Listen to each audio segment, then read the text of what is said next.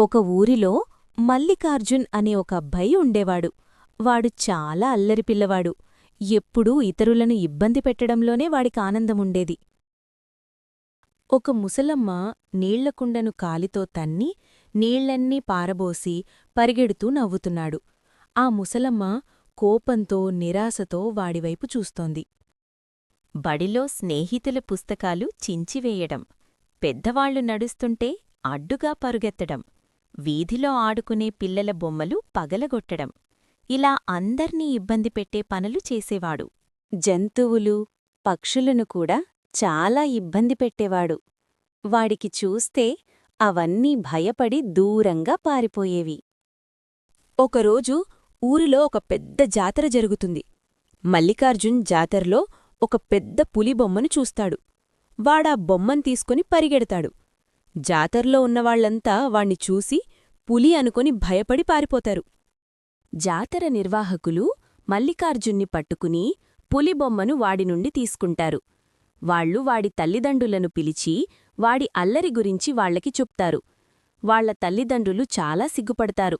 మరొకరోజు మల్లికార్జున్ అలవాటు ప్రకారం దారిలో వెళ్తున్న వారిమీద రాళ్లు విసురుతున్నాడు. పొరపాటున వాడు విసిరిన ఒక రాయి చెట్టుమీద ఉన్న ఒక చిన్న పిట్టరిక్కకు తగిలింది. ఆ పక్షి విలవిలలాడుతో కింద పడిపోయింది. వాడు పరిగెత్తుకుంటూ వెళ్ళి ఆ పక్షిని చూశాడు. అది రక్తం ఓడుతూ ప్రాణభయంతో కొట్టుకుంటోంది. అప్పటివరకు ఇతరులను ఏడిపించి నవ్వుకున్న మల్లికార్జున్కి ఆ పక్షి పడుతున్న బాధను చూసి మొదటిసారి మనసు కరిగింది. అదే సమయంలో ఒక వృద్ధుడక్కడికి వచ్చాడు.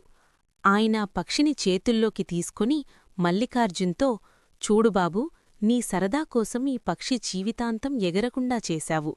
ఎదుటివారి కన్నీళ్లల్లో నువ్వు వెతుక్కునేది సంతోషం కాదు, అది పాపం అని మందలించాడు. రాత్రి మల్లికార్జున్కి నిద్రపట్టలేదు. తను ఇప్పటివరకు ఎంతమందిని ఇలాగే కష్టపెట్టాడో ఒక్కొక్కటిగా గుర్తుకొచ్చింది.